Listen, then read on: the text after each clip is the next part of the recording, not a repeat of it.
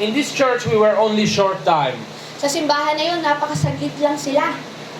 Because this church, we found that it's not as we really believe in Jesus. Dahil napansin na nila na hindi naman itong simbahan na to ay naniniwala sa Diyos. Why? Because this church didn't believe that Jesus is God. Bakit hindi naniniwala ang simbahan na yun na si Jesus ay isa ding Diyos? And we believe that Jesus is God. Pero tayo, naniniwala tayo na si Jesus ay isang Diyos. Because Word of God clearly tell us that that Jesus is God. Dahil ang salita ng Diyos sinasabi na ito ay Diyos din. When you open Gospel of John, Kapag binuksan natin ang Ebanghelyo mula sa John, sa Juan, the very first verses which you can see, sa unang-una, should I'm gonna read? I think Tagalog. John. Okay. Gospel of John, first chapter, Okay. and the word. This one. Ito pong sinasabi ng salita. Nang pasimula ay naroon na ang salita. Ang salita ay kasama ng Diyos at ang salita ay Diyos. Amen. Amen. So we can see that the word was God, and we know that word is Jesus. Because, yes, At nakikita natin na ang salita ay ang Diyos at so this church didn't believe that Jesus is God. pero ang simbahan na yun ay hindi sila naniniwala na si Jesus ay Diyos din. So me and my friend, we leave this church Kaya iniiwan namin ang simbahan and we go to Netherlands. at pumunta kami sa Netherlands. Netherlands is a country where many Polish people, because I am Polish, Yeah. going to work to make good money. Siya yung bansa na kung saan marami din silang kaparehas na taga-Poland at kung doon sila naghahanap buhay. This is the place of our immigration. Kaya sa imigrasyon nila. We go there and we were looking for church there with friend Adrian. At ako ay pumunta doon at naghanap kami ng simbahan. But we couldn't find a church which really believe like us. Pero hindi ako nakakita ng kagaya ng paniniwala namin. So we start to pray that God will give us more people like us who believe like us. Kaya nagsimula ako manalangin kung saan meron ding paniniwala ng kagaya sa amin. And shortly after our prayer, maybe it was 6 months from the first prayer, At sa maikling panalangin mula sa 6 na buwan, God sent us 3 women who were before Catholic. nagpadala ang Diyos ng 3 babae na kung saan galing sa Catholic. They were much older than Mas us, matanda sa amin. but they heard that we are reading the Word of God, At napakinggan nila na kami ay nagbabasa ng salita ng Diyos. and they want to read the Word of God with us. At gusto din nilang bumasa ng salita kasama kami. And that's how we started to meet in the house of one of these women. At doon na po nagsimula na kung saan kami ay nagtitipon sa isang bahay. We were meeting every week there, Kami ay linggo-linggo nagtatagpo. and suddenly more and more people heard that we are reading of God there, and I'm praying. Nakakatuwa dahil maraming tao pa ang nakarinig na kami ay nananalangin. And our small group from 5 people just started to grow into more and more. At mula sa 5 tao, ito ay lumaki ng lumaki. Later we have to rent the classroom in the school, At pagkatapos kami ay nagrenta ng isang lugar. and later, because it was more of us, At marami pang dumating na tao. we need to rent a building in Netherlands. Hanggang sa kami ay nagrenta na ng malaking building sa And Netherlands. this is our official location where our church is settled right now. At nandun na ang simbahan na kung saan dun siya ay nananalagi. This is church for Polish people in Netherlands. Mga Polish na mga kaparehas niya ay dun din nagsisimba. So I already, as you can see, I already have experience in guiding people, in bringing people to Christ, because we have seen also many people coming to Christ So, by these years. Makikita mo na ako ay talagang tumutulong, gumabay sa mga tao kung saan lalakad patungkol sa Diyos. It's not my first time when I'm serving people. So hindi na to unang beses lang na ako ay nagsilbi sa tao. We also try to open another church in Spain, At kami din ay sumubok na buksan ng simbahan sa lugar ng Spain. and we already have seen people coming to Christ in At Spain. marami ding tao ang lumapit sa Diyos. But unfortunately, the coronavirus situation little disturb our plans. Pero nakakalungkot dahil itong coronavirus ay hindi hinayaan at ito ay humarang But there are still people who come to Christ and who are meeting. Pero marami pa rin tao ang lumalapit sa Diyos. But this is not as big as it was at Pero the hindi beginning. na nga kagaya ng ganung kalaki kung saan papaano sila nagsimula. But by the grace of God, last year in December, Pero sa grasya ng Diyos, nung nakaraang taon ng Disyembre, we opened second church in Netherlands. kami ay nagbukas ng pangalawang simbahan sa lugar ng Netherlands. And we have also at the beginning have seen some people coming to Christ there. Praise Jesus for that. Amen. At marami ding tao ang lumapit sa Panginoon. This is a little, very short story of my ministry Ito to ay you. napakaliit lang na istorya ng aking ministeryo na nais kong sabihin sa inyo. And I hope in future when you know me more, I will be sharing a little bit more. At sa mga susunod pa, sana maikwento ko ang buhay ko para sa inyo. I thank you very much for the worship team who today did a great job and always do great job. God bless you guys. Salamat sa inyo, mga worship team. Pagpalain kayo ng Diyos. And we have the song today, God Open My Eyes.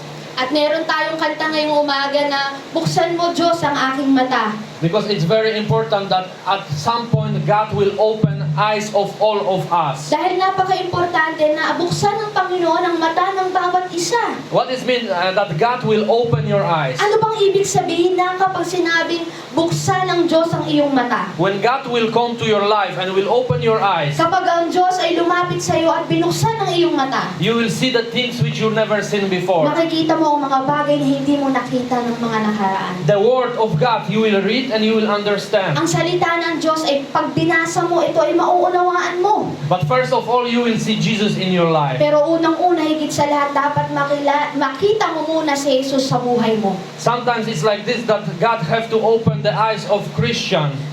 Minsan may pagkakataon na ang Diyos ay kailangan talagang buksan ang mga mata ng Kristiyano. Because he lost Jesus from his eyes. Dahil nawala na sa kanyang paningin ang pangalan ni Jesus. Every believer or unbeliever has to have Jesus in the front of his eyes. Sa lahat ng mga mananampalataya o hindi mananampalataya, dapat nandun si Jesus sa kanyang paningin. You should go straight your way. Dapat lumakad ka sa kanya ng tuwid. And your guidance should be always Jesus in your life. At dapat ang gabay mo sa buhay ay si Jesus lamang. When you will have Jesus in the front of your eyes, Kapag si Jesus ay nasa iyo palagi, you will never be lost in this world. hindi ka mawawala sa mundo Because you nito. have the best guider. Dahil meron kang pinakamainam na gabay. And he will guide you in your life. At gagabayan ka sa iyong buhay. And he will guide your ways to the places which you never seen. At gagabayan ka sa mga lugar na hindi mo pa nakikita. And which you are never expected to be. At kahit hindi mo pa lugar na na-expect na puntahan. Because Jesus have plan for your life. Dahil ang Panginoon ay may plano sa buhay mo. So let him to be your guide in your life. So hayaan mo ang Diyos ang maging gabay sa buhay mo. And today I would like to speak about the man who was blind. At ngayong umaga gusto kong pag-usapan natin ang lalaki na naging bulag. Many of us heard this history. Marami ng ganito tayong napakinggan na istorya. But today I would like to remind this wonderful history of the blind of man, the name Bartimaeus. Pero ngayon gusto kong ipaalala sa inyo ang lalaking ito na sa Bartimeo na naging bulag. Let's read from the Mark chapter 10, Basahin natin ang Marko mula sa 10, 51 to 51-52. You will read in Tagalog? Yeah. Okay. In English first. Okay, I will read. What do you want me to do for you? Jesus asked him. The blind man said, Rabbi, I want to see. Go, said Jesus. Your faith has healed you. Immediately he received his sight and followed Jesus along the road. Mula sa Tagalog, tinanong siya ni Jesus, ano ang gusto mong gawin ko sa iyo? Sumugod ang bulag. Guro, gusto ko pong makakita. 52. Sinabi ni Jesus sa kanya, umuwi ka na, pinagaling ka ng iyong pananampalataya. Nakakita siya agad at sumunod siya kay Jesus sa daan. In other Gospels, we can see that the blind man's name was Bartimaeus. Sa ibang ebanghelyo, makikita natin ang pangalan nito ay si Bartimaeus. He was beggar. He begged for money. Siya ay alipin at manlilimos ng pera.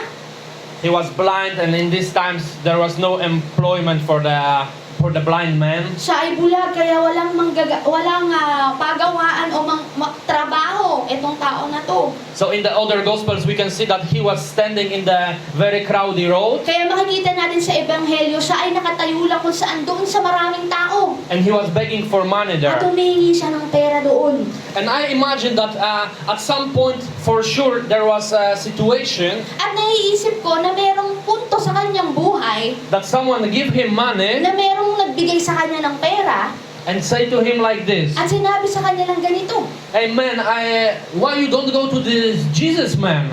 Nako, bakit hindi ka pumunta kay Jesus? There is now the man in Israel Merong tao doon sa Israel who can heal your blindness. nakakayang magpagaling sa iyong pagkabulag. He knows how to heal a blind people. Alam niya kung paano magpagaling ng bulag. He know how to heal the sick people. Kaya niya ding magpagaling ng may mga sakit. And he can even know how to raise up from the dead. At kahit niya din kaya niyang bumuhay ng patay. Why you don't go to this Jesus? Bakit hindi ka pumupunta kay Jesus? He can heal you. Pag-aagaling ka niya. So for sure, Bartimaeus already heard about Jesus. So sigurado ako na napakinggan na ni Bartimeo ang patungkol kay Jesus. But it was too difficult for him because Jesus was in Galilee at this Pero time. napakahirap para sa kanya dahil si Jesus ay nasa Galilea ng mga panahon na yun. So it was very far for him to go to Jesus at this time. Napakalayo sa kanya dahil si Jesus ay napakalayo. I imagine that it was his struggle to go every morning from his house to the road. Naiisip ko kung paano siya makakapunta mula sa kanyang bahay hanggang dun sa napakaraming tao Just to beg for money. para lang manghingi ng pera. What moreover, go to Galilee. Para lang makapunta doon sa Galilee. But one day, his dream became true. Pero isang araw, ang kanyang pangarap ay natupad. He heard that Jesus is passing by. Napakinggan niya na si Jesus ay dadaan. So he called Jesus, "Jesus, Kaya tinawag niya Jesus. Jesus, son of David, have mercy on me." Jesus, anak ni David, kaawaan mo ko. And other gospels say that people rebuked him. At maraming sinasabi ng Ebanghelyo na siya ay sinuway ng tao. We need to understand that this crowd, what was there with Jesus, Kailangan nating unawain na ang mga tao nung panahon na yun nakasama ni Jesus. this crowd were going to celebrate the Passover in Jerusalem. Sila ay pupunta kung saan magdidiwang ng pista sa lugar ng Jerusalem. The people wear the nice Kung clothes, saan ang mga tao ay nakasuot ng magagandang damit. and they went to Jerusalem to celebrate most important celebration in At Israel. pupunta sa Jerusalem kung saan doon nila ipagdidiwang ang pinakamahalagang selebrasyon. So when they saw Jesus, so when they saw Bartimaeus, a beggar, So kung dahil nang nakita nila itong alipin na ito, they didn't want that someone will come to Jesus in dirty clothes, ayaw nila na makasama ito dahil ito ay madumi ang damit. and Jesus, their master, will be talking to him. Kaya kinakausap nila ang kanilang guro na si Jesus. So they rebuked Bartimaeus, "Go away, go away." Kaya sinuhan nila ito, umalis ka dito, umalis ka dito. But Bartimaeus in this time shout again, Pero si Bartimeo ay sumigaw muli. "Jesus, son of David, have mercy on me." Jesus, anak ni David, kaawaan mo ako. Then Jesus heard his voice, At napakinggan siya ni Jesus. and he decided to come closer to this man. At lumapit si Jesus sa kanya. And Jesus asked him, At tinanong ni Jesus, "What do you want me to do for you?" ano bang gusto mong gawin ko para sa'yo? And then he said, "Rabbi, I want to see." At sinabi niya, Guro, gusto ko pong makakita. Jesus healed his eyes, At ang Panginoon ay pinagaling ang kanyang mata. and the first thing which the blind man seen in your life At ang unang-una na nakita niya sa kanyang mata, was the face of Jesus. kundi ang mukha ni Jesus. And he decided to follow Jesus from this time. At simula noon ay sumunod siya kay Jesus. Other gospels say that all the crowd worship God also. Ang ibang ebanghelyo ay sinasabi na ang lahat ng tao doon ay nagpuri sa Diyos. Other crowd have seen miracle on their own eyes, At maraming tao nakakita ng milagro. and they decide to follow Jesus. They decide to worship God in this time. At lahat sila ay nagdesisyon na magpuri sa Diyos ng mga panahon na yun. Jesus asked him, "What do you want me to do for you?" Ang Panginoong Jesus ay nagtatanong, ano bang gusto kong gawin ko sa'yo? And Jesus is asking you also today, "What do you want me to do for you?" At ikaw din ay tinatanong ni Jesus ngayon, anong gusto mong gawin ko para sa'yo? We are spiritual beggars Lahat tayo espiritual na manlilimos. who come here today with the purpose Na pumunta ngayon na may layunin. that Jesus give you something. Na may bibigay sa'yo ang Panginoon. And He asking you, what do you want me to do for you? At tinatanong sa'yo ni Jesus, ano bang gusto mong gawin ko para sa'yo? Because Jesus' attitude is always that He want to give, Dahil ang pag-uugali ng Panginoon ay palaging gustong magbigay. that He want to serve you. At gustong magsilbi sa'yo. God and Creator of this world, He coming to you and He want to serve Ang you. Diyos na lumikha ng mundo ay pumunta dito para magsilbi sa'yo. And all people who believe in Jesus At lahat ng taong na naniniwala kay have Jesus privilege of having friends ay may pagkakataon, napakagandang pribilehiyo na merong kaibigan. who asking us every day, what do you want me to do Na for you? palaging nagtatanong sa atin, ano bang gusto mong gawin ko para sa'yo? He asks you every morning, what do you want me to do for you? Sa pagising mo sa umaga, tinatanong ka agad, anong gusto mong gawin ko sa'yo? He's every day ready to help you. Siya'y araw-araw handang tulungan ka. And He is asking, what do you want me to do for At you? tinatanong ka, ano bang gusto mong gawin ko para Don't sa'yo? think that Jesus cannot perform miracle these days. Huwag mong isipin na si Jesus ay hindi na makakagawa ng milagro ngayon. Because Jesus performing miracles even greater than before. Dahil si Jesus ay gumagawa ng milagro ng mga panahon pa. Some churches believe today that Jesus not working anymore. Marami ng simbahan ang hindi naniniwala na si Jesus ay gumagawa ng milagro ngayon. But I tell you in the name of Jesus that He is working right now. Pero sasabihin ko sa inyo, sa pangalan ni Jesus, siya ay gumagawa hanggang ngayon. And He can perform miracle in your life today. At ipapakita niya sa iyo ang milagro kahit ngayon. Before I was the man who was a little bit like a Thomas, I need to see miracle in my life. Dati ako, kagaya ni Thomas, gusto ko munang makakita ng milagro bago maniwala. I was looking for God in my life, Hinahanap ko ang Diyos sa panahon na yun. and I always say to God like this, God, please show me some miracle in my life. At palagi kong sinasabi, Diyos, pakitaan mo ko ng milagro sa buhay ko. I want to really see miracle because I never seen miracle in my life. Gusto ko makakita ng milagro dahil hindi pa ako nakakaranas nito sa buhay ko. It was the time when I was reading Word little bit, So ito yung panahon na nagbabasa ako ng maunti-unti pang talata sa Biblia. but I was so hungry to see miracle in my life. Pero uhaw na uhaw ako ng milagro. And in this time, one of my friends At ang panahon na yon, isa sa mga kaibigan ko became very, very sick. at nagkaroon ng matinding sakit. He have brain cancer. Nagkaroon siya ng cancer sa utak. He was only 32 years old. Mula sa edad ng 32 anyos And he got chemotherapy at nagkaroon siya ng chemotherapy in the hospital. dun sa hospital. And from the man who looked 32 years old, strong man, At dun sa lalaking mukhang 32 years old, after chemotherapy, pagkatapos ng chemotherapy, he looked like a very old man, like 70 years old man. kung titingnan mo sa mukha Maybe it's not very old, sorry if I say that too old, but maybe for some of you he's still young. But for me, this time was old. para sa kanya, ang tingin niya ito ay matanda na 72 years old. He need to walk with the balcony like this, like the old man. Kailangan niyang maglakad dun sa balcony na may tukod. And doctor says that he have new tumor in his head. At sinabi muli ng doktor na magkakaroon ulit ng bagong tubo ng tumor sa kanyang utak. And they said that when they cut this tumor in his head, At kapag tinanggal ang tumor sa kanyang utak, he will be disabled or even dead. hindi na siya makakagalaw o maaaring itong ikamatay. So the man was very sad, Kaya ang taong ito ay napakalungkot and because he think that maybe he will be alive 1 or 2 years, no dahil more. iniisip niya na maaaring 2 o 2 taon na lang siya mabubuhay. And it was Christmas time. He invited me and my friends for the Christmas party. Dahil araw yun ng Christmas, eto ako inimbitahan kasama ang aking kaibigan. We go to his house, Pumunta kami sa kanilang bahay. and when I saw him, I have tears in my At eyes. nung makita ko siya, ako ay namumuo ang luha ko sa aking mata. He looked very, very bad. At hindi siya magandang tingnan. But I heard that it's possible that when you pray for someone, Pero napakinggan ko na kapag nanalangin manalangin ka sa iba, someone can be healed. maaaring tao na yun ay gumaling. And just to clarify, I was not baptized this time. Gusto ko lang i-clarify sa inyo na hindi pa ako bautismo ng panahon na ito. And even Jesus Christ was not very well known for me At this para time. sa akin si Jesus ay hindi pa ganun kamakapangyarihan na pagkakakilala sa akin. But I heard only that when you pray for someone, someone can be healed. Pero napakinggan ko na kapag nanalangin ka sa ibang tao, maaari itong gumaling. So I prayed the simplest prayer in my life. Kaya ako'y nanalangin na simpleng panalangin sa buhay ko. And I pray like this. At sinabi ko na ganito, God, if you are real, Diyos, kung ikaw ay totoo, please heal this man. nagmamakaawa ko, pagalingin mo tong tao na to.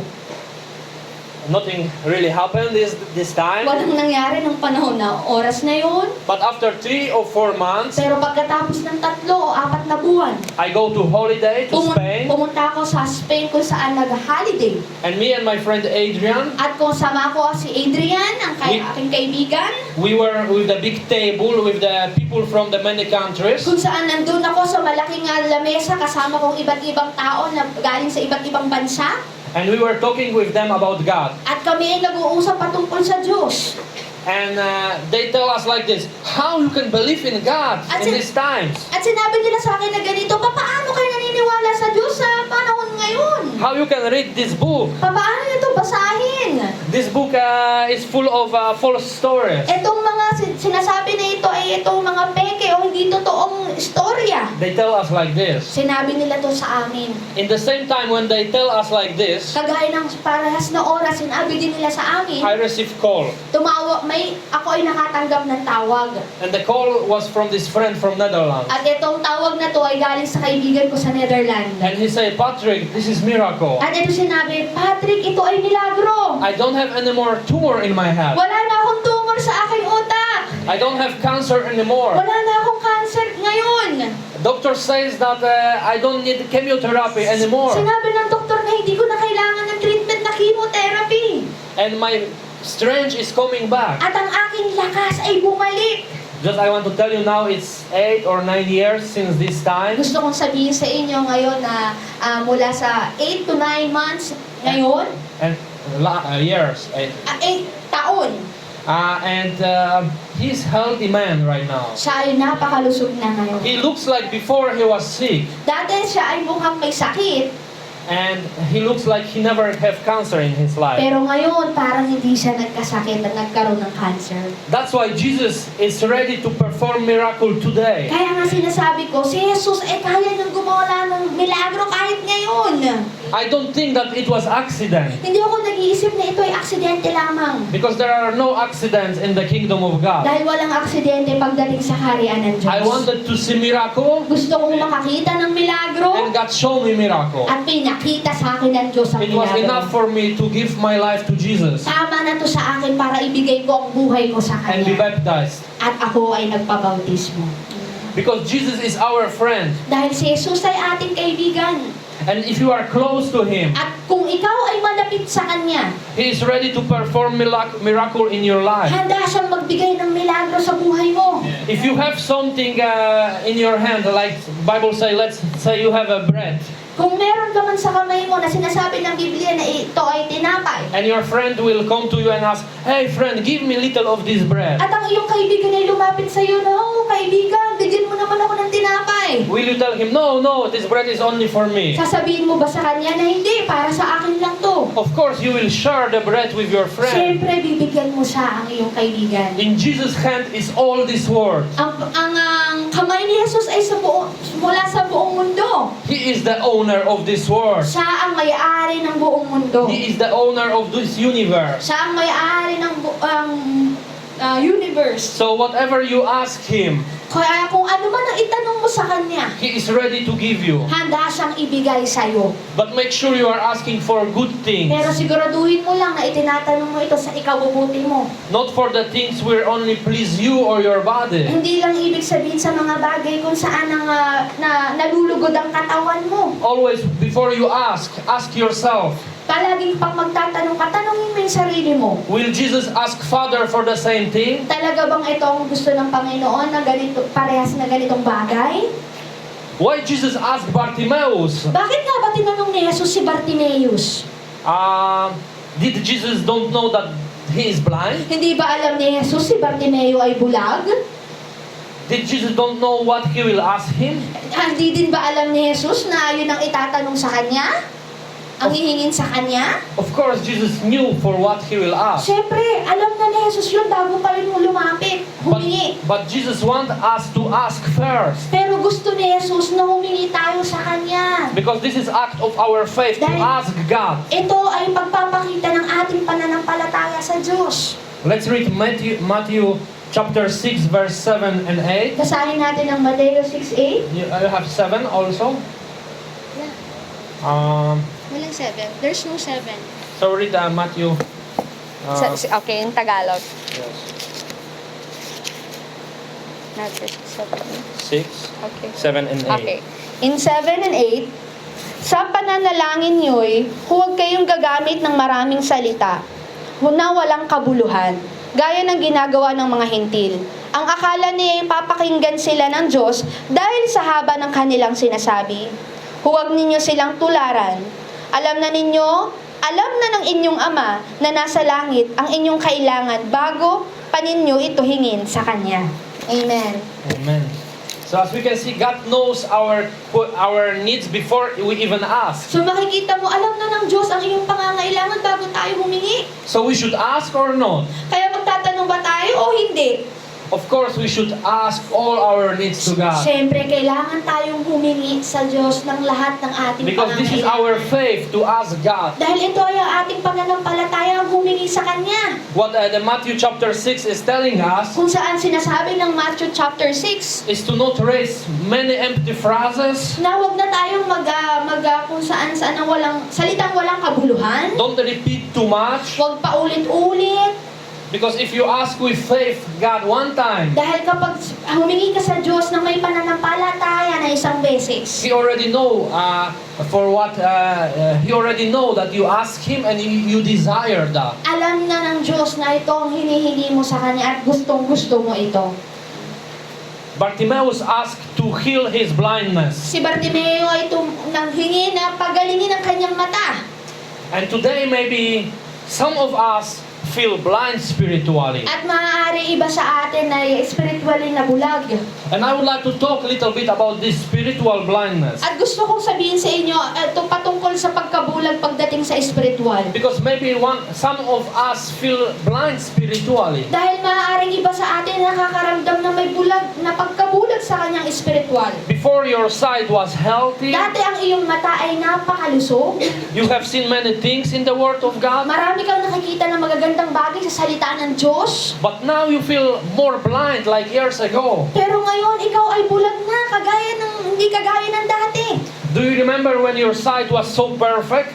Naaalala mo pa ba yung mga panahon na ang iyong paningin ay napaka-perfecto? When in every moment you open Bible, you have seen new things. Na kung saan sa tuwing bubuksan mo ang Biblia, marami kang magagandang bagay na nakikita. But today, reading of Bible is heavy for you. Pero ngayon, pag nagbabasa ka na ng Biblia, ito'y napakabigat na sa'yo. You don't see many things new like before. Wala ka nang nakikita ng mga magagandang bagay kagaya ng dati. Do you remember when you walked with Jesus at the beginning? Naaalala mo pa rin ba nung unang sinubukan mong lumakad sa Diyos? Every failure for you, you want to fix immediately. Sa bawat mo, pagkabigo mo, gusto mo itong ayusin agad-agad. For your family, you were always gentle and kind. Dati sa iyong pamilya, ikaw ay napakabait, ang magandang pakikitungo. Because you knew that the Lord always watching you. Dahil alam mo na ang Diyos ay palagi ka niyang pinapanood. At that time, your sight was so good. Kaya nung mga panahon na yon, ang mata mo ay napakaganda. And you feel guilty whenever you do something wrong. At ikaw ay nagigilty kapag gumagawa ka ng mali. And today's question to all of us is ngayon, ang tanong ko para sa inyong lahat, your sight that good like at the beginning? ang iyong paningin ay kagaya pa rin ba ng dati? Do you still have necessity to save others in your life? Meron ka pa rin ba sa puso na bigyan ng i-share ang kaligtasan sa iba? Do you still feel that you want to save others that much as before? Meron ka pa rin bang pakiramdam na gusto mong maligtas ang ibang tao, kagaya ng dati? That you want to preach the gospel to everyone you see in your life? Na gusto mong ipahayag ang ebanghelyo, kagaya ng dati sa ibang tao? Or maybe you don't feel this necessity anymore. O ngayon ay hindi mo na ito nararamdaman. What is the reason that we lose our spiritual sight in our life? Ano bang rason? Bakit nabubulag ang ating spiritual sa ating buhay? And first of all is sin. Unang-una, higit sa lahat dahil sa kasalanan. Even small sin in your life can cause spiritual Dahil blindness. ang maliit na kasalanan ay magbibigay sa iyo ng pagkabulag. Even small sin, if it's not confessed to God, Lalo na ang maliit na kasalanan kapag hindi mo ito napaihayag sa Diyos. can damage your sight. Maaari makapinsala sa iyong paningin. Let's read Matthew chapter 6 verse 22-23. Basahin natin ang Mateo. The eye is the lamp of the body. If your eyes are healthy, your whole body will be full of light. But if your eyes are unhealthy, your whole body will be full of darkness. If then the light within you is darkness, how great is that darkness? Ang mga mata ang nagsisilbing ilaw ng katawan. Kung malinaw ang iyong mata, maliliwanagan ang buo mong katawan. Ngunit kung malabo ang iyong mata, madidiliman ang buo mong katawan. Kaya kung ang nagsisilbing ilaw mo ay wala nang ibinibigay na liwanag, napakadilim ng kalagayan mo. So Word of God telling us that it's possible that darkness will be in your sight. Ang salita ng Diyos ay sinasabi na maaari ang kadiliman ay maaari diyan sa iyong mata. That some darkness will be in your eye. Ang kadiliman nito ay manatili sa iyong mata. That if you will have this darkness in your eye, At kung magkakaroon ka ng kadiliman sa iyong mata, your whole body will be in the ang darkness. iyong buong katawan ay magkakaroon din ng kadiliman. I will tell you example. Sige, sasabihin ko sa inyo ang halimbawa. And if you are a man and you see beautiful woman on the Kung street, ikaw ay lalaki at nakakita ka ng magandang babae sa daan, what are you thinking? What is in your heart? What is in your mind? anong iniisip mo? Ano bang nasa puso mo? Ano bang nasa isip mo? Is that you see her as your sister? Ito ba ay nakikita mo siya bilang iyong kapatiran? Or maybe you feel lust in your O heart maaaring magbigay sa ito ng lust o pagnanasa? and temptation? At ito ay magbibigay ng temptasyon. If you look one time for this woman, Kapag tumingin ka sa babae ng isang beses, it's okay. okay lang yun. But if you look second time, third time, fourth time, Pero pag tumingin ka ng pangatlo, pangalawa, pang-apat, that is mean that there is a lust in your ibig eye. sabihin niya ay may pagnanasa na sa iyong mata. And it can cause darkness in your whole body. At maaari itong magbigay ng kadiliman sa iyong buong katawan. Let's say that if you are the woman Sige, sabihin na natin na kung ikaw ay babae, and you are in the place where there is many rich people around you, at kung nandun ka sa isang lugar na kung saan maraming mayayaman na nakapaligid sa iyo, what are you thinking when you see them? anong iniisip mo kapag nakita mo sila? Do you praise God?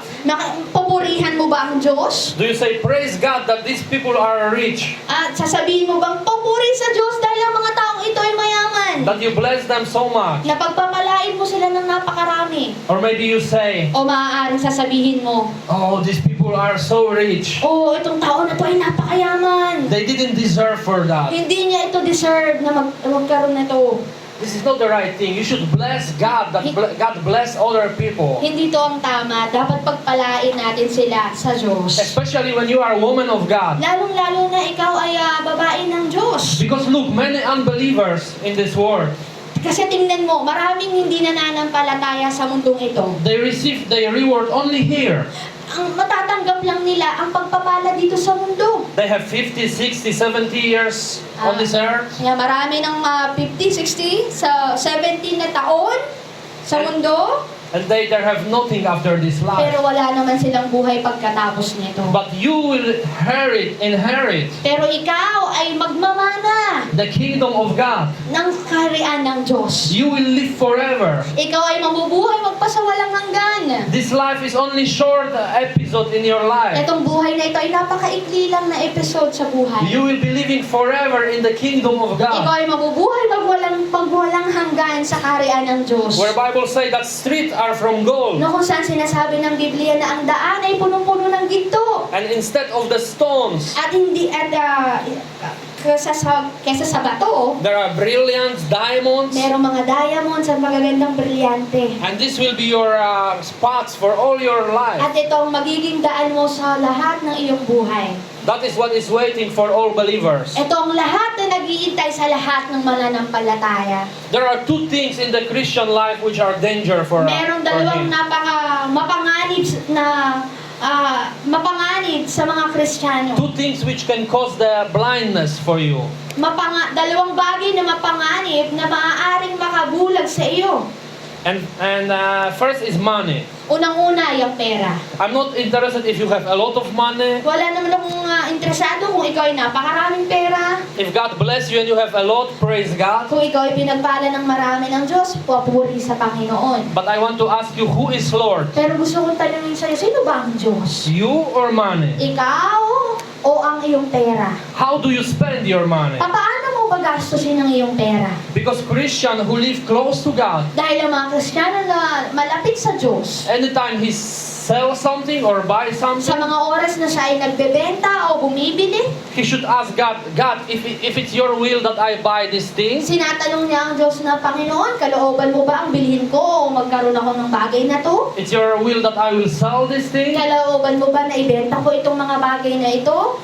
But we have also old nature in us, Pero alam ko na meron tayong dati pang pag-uugali which telling us, you can spend your money for whatever you want. na kung sinasabi na, sige, gastusin mo ang pera kahit sa palagay na gusto mo. This is your money, you work for this. Ito yung pera mo yan dahil pinagtrabahuhan mo So yan. God have nothing to do with that. Kaya ang Diyos wala nang magagawa dito. But if you will have attitude like this, Pero kung may ganito kang pag-uugali, it can cause your spiritual blindness. maaari itong magpabulag sa iyong espiritu. And it can affect your relationship with God. At maaari makaapekto sa relasyon mo sa Diyos. And maybe some of you think, how it's possible that this will cause my spiritual blindness, my money? At How? maaaring matanong niyo sa inyo, maisip niyo ng iba sa atin na bakit kaya ang paggastos nakakaapekto sa relasyon ko sa Diyos. And I will tell you example. Sasabihin ko sa inyo ang halimbawa. You work all month Ikaw ay nagtrabaho ng buong buwan to get a salary in your hand. at magkaroon ka ng sahod sa iyong kamay.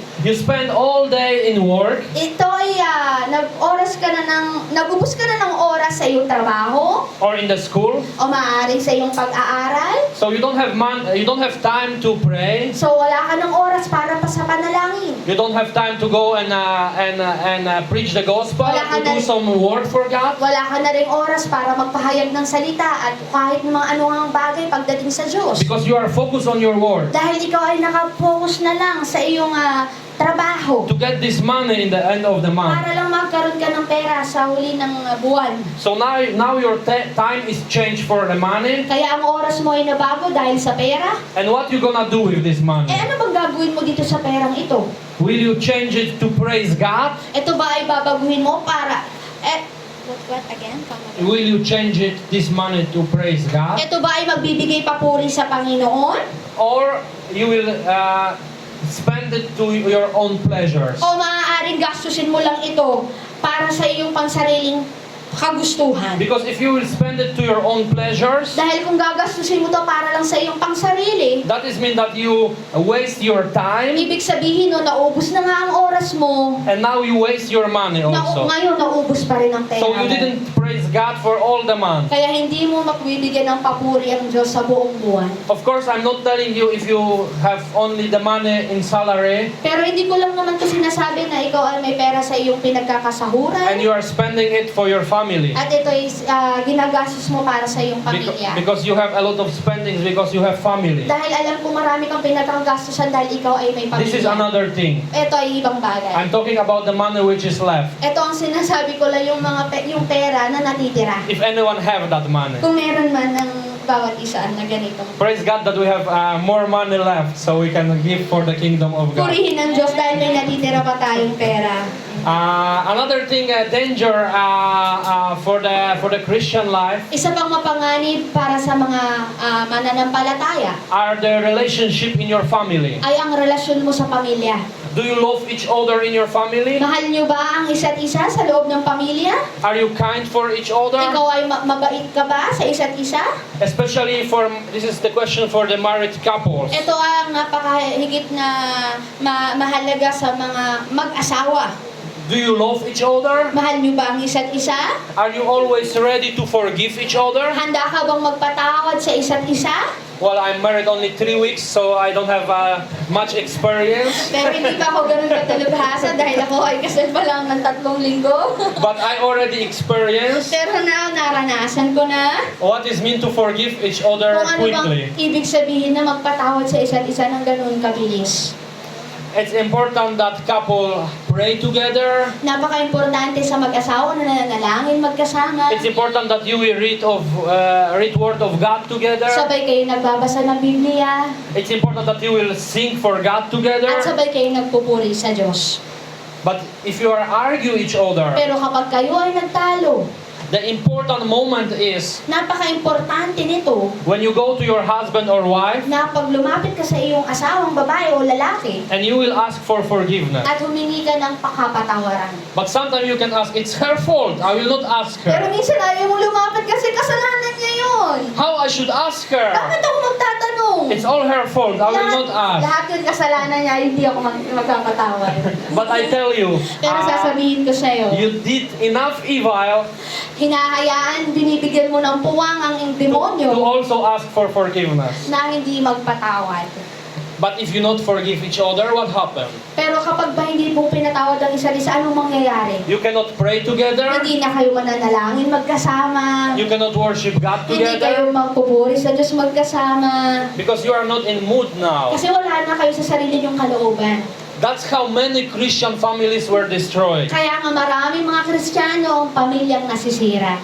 They enter sin in their life, Pumapasok sila sa kasalanan. the sin of unforgiveness. Ang kasalanan na hindi magpatawad. Because if your husband or wife is coming to you Dahil kapag ang iyong asawang lalaki at babae na lumalapit sa iyo and ask you, please forgive me. at sinasabi na patawarin mo na ako If you are not forgive, at hindi ka nagpatawad, you do sin in your life. ikaw ay gumagawa ng kasalanan sa iyong buhay. But the same is if you don't go to ask for Pero forgiveness. kagaya din na kapag hindi ka pumunta sa kanya at hiningi mo ang pagpapatawad And Holy Spirit is telling you, go ask her. at sinasabi sa iyo ng banal na Espiritu, sige puntahan mo siya, tanungin mo siya. If you don't go, you also enter sin in your At life. hindi ka lumapit sa kanya, pumasok ka rin sa kasalanan. And many Christians already enter this sin in their life. At marami din Kristiyano ang pumapasok sa ganitong kasalanan. And keeping this sin for the month, even years. At dumadaan na lang ang buwan, taon, And they are looking for excuses to justify this sin. at marami pang mga pag-aalibay para lang bigyan ng katwiran itong kasalanan. They say to each other, I will never fix it because it's his fault. At sinasabihin, hindi ko to aayusin kasi kasalanan niya. And they are thinking, why I don't have good relation with God? At iisipin niya, bakit paano wala akong magandang relasyon sa Diyos? They try to come back to the time when their sight was good. At iisipin niya, maaalala niya yung mga bagay na yung kung saan ang kanyang mata ay maganda pa rin ang paningin. But this is not possible because they don't know how to repent from their sin. Pero hindi na ito posible dahil hindi naman sila marunong magsisi sa kasalanan. And if you have any sin in your life, At kung ikaw ay merong kasalanan sa iyong and buhay, you don't know how to exit this sin, how to be free, at hindi mo alam kung paano ito aalisan at paano ka magiging malaya, Jesus asking you today, sinasabi sa iyo ng Panginoon ngayon, what do you want me to do for you? ano bang gusto mong gawin ko para sa iyo? This is your opportunity. Ito na po ang pagkakataon mo. Because anything what you don't know how to do, Dahil sa lahat ng bagay na hindi mo alam kung paano, you should ask Jesus to do for you. maaaring tanungin mo si Jesus kung anong gagawin niya para sa iyo. Only what you have to do is to be like Bartimaeus, Ang kailangan mo lang gawin ay kagaya ni Bartimaeus, come to Jesus, lumapit ka kay Jesus, tell him all the truth. at sabihin mo sa kanya ang totoo, You need to tell Jesus that you want to be free from your at sin. sabihin mo kay Jesus na gusto ko nang mapalaya sa lahat ng kasalanan. Tell him true that you tried to justify your sin.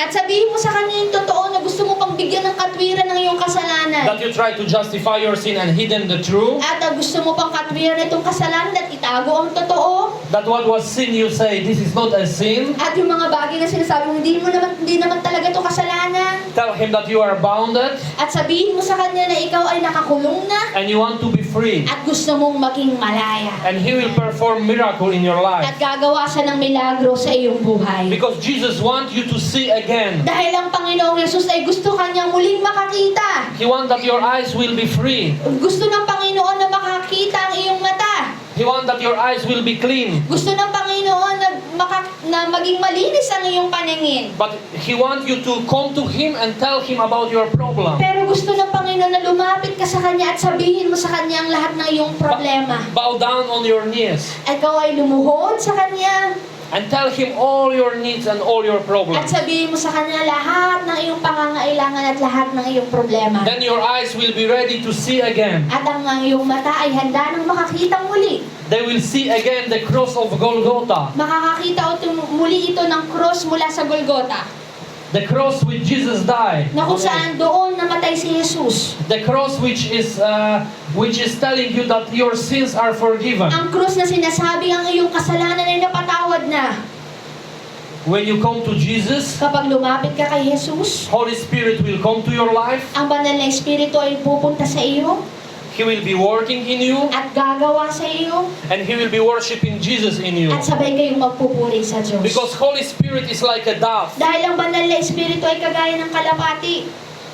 Holy Spirit have house in our body. Ang banal na Espiritu ay may tahanan sa ating katawan. Because Word of God say that our body is temple of God. Dahil ang salita ng Diyos ay sinasabi ang ating katawan ay templo ng Diyos. But dove will not live in the dirty place. Pero ang kalapati ay hindi mananahan sa maduming lugar. Dove will not live in the place where there is a darkness. Ang kalapati ay hindi mananahan kung saan merong kadiliman. When there will be darkness in your temple, Merong kadiliman sa iyong katawan. this dove will fly away. Etong Holy Spirit o banal na Espiritu ay lilipad. It will not abandon you. Hindi ka naman niya iiwan. But dove will look when he can come back to his Pero home. nakatingin lang siya kung kailan siya babalik sa'yo. When the temple will be clean again, Kapag ang iyong templo ay malinis ng muli, dove will come back to the ang temple. banal na Espiritu ay babalik sa kanyang templo. Holy Spirit will come back to you, Ang banal na Espiritu ay babalik sa'yo.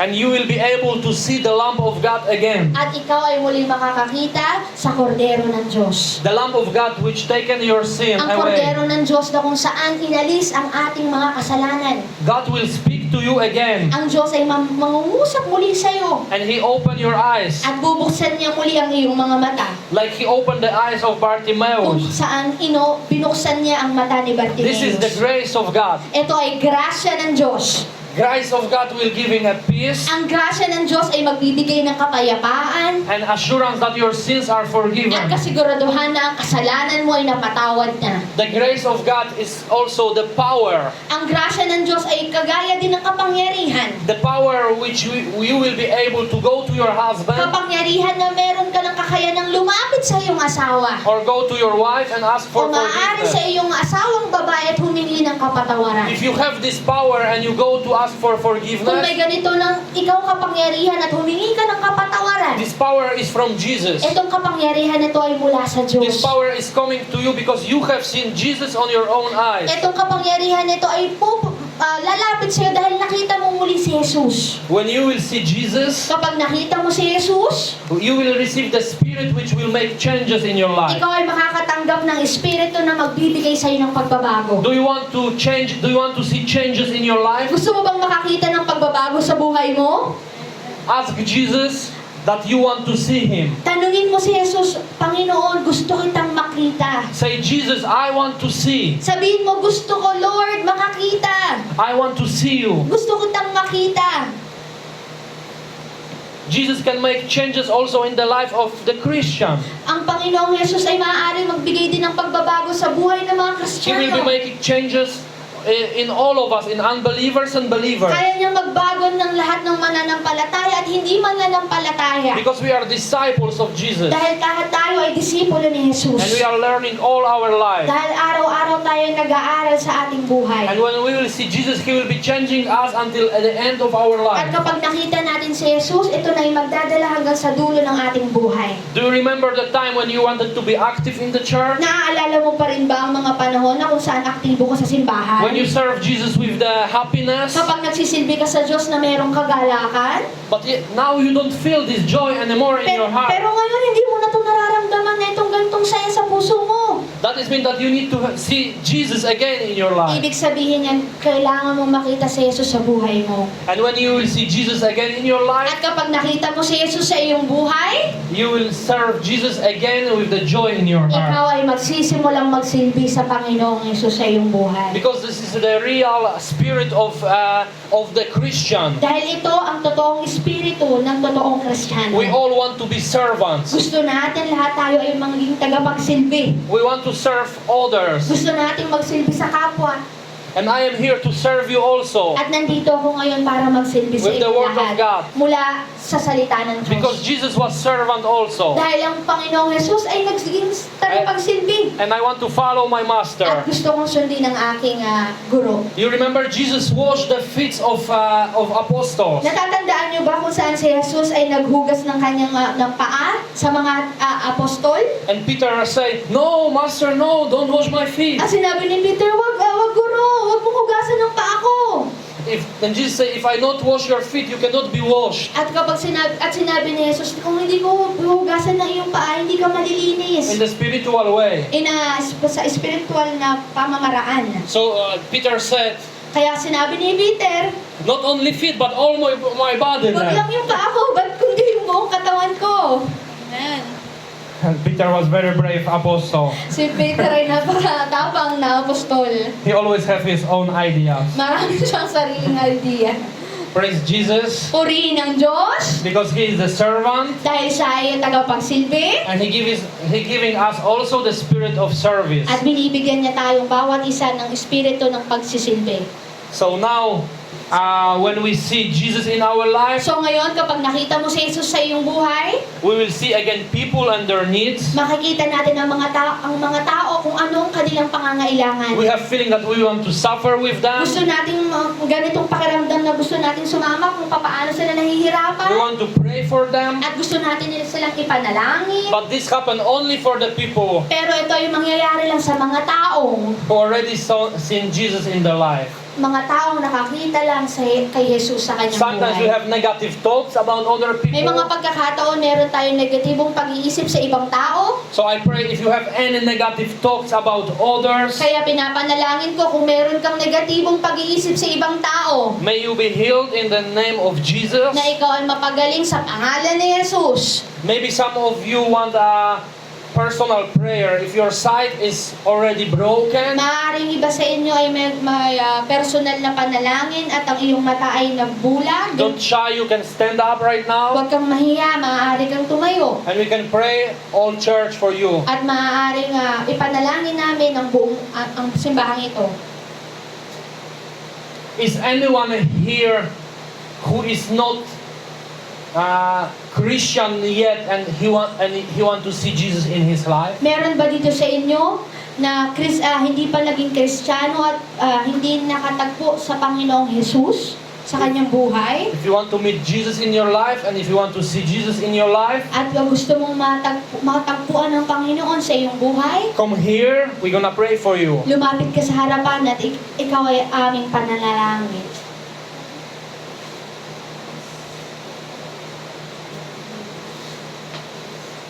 Nobody? Okay.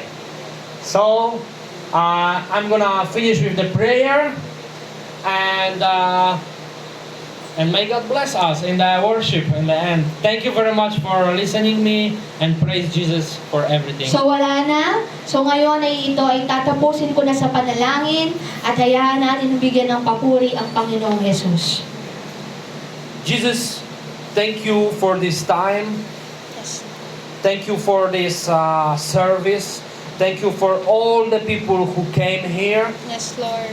Please, God, always help us to have you in the Yes, front Lord. of our eyes. Yes, Lord. Be always our guide. Yes, Lord. Guide us in all our ways in our life. Yes, Lord. Guide us in all our spiritual blindness. Yes, Lord. Guide us in all this week. Yes, Lord. We want to remember the words which we heard today. Yes, Lord. We want to always proclaim your holy name wherever you will be. Yes, Lord. Please bless this church. Yes, Lord. Please bless all the people here. Yes, Lord. Thank you, Jesus. You are great and you are wonderful and you are amazing. Amen. Amen. Thank you, Hallelujah. Jesus.